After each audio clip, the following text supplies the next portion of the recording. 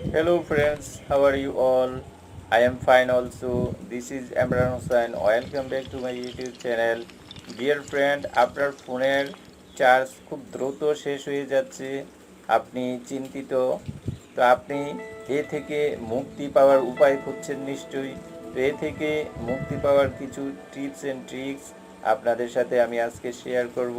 তো বন্ধুরা, অবশ্যই আপনারা সবগুলো টিপস এন্ড ট্রিক্স শেয়ার করলে আপনি অবশ্যই এতে উপকৃত হবেন আশা রাখছি।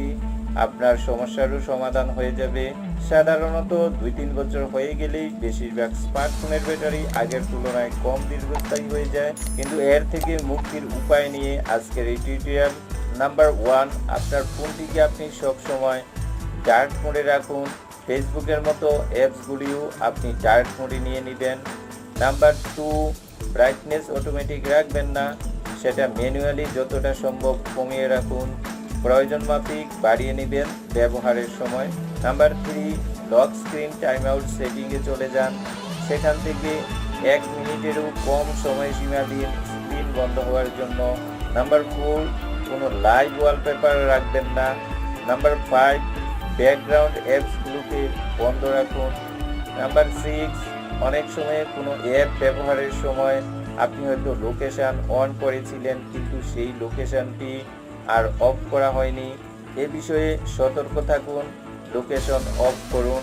নাম্বার 7, বহুদিন ব্যবহার করেন না এমন অ্যাপ মোবাইল থেকে আনইনস্টল করে দিন বা ডিলিট করে দিন। নাম্বার 8, ফোনের চার্জ একদম কমে 10% হলে তবেই চার্জে বসাবেন। বড় বড় চার্জ দিবেন না কখনোই, এতে কিন্তু আপনার মোবাইলের হিতে বিপরীত হচ্ছে।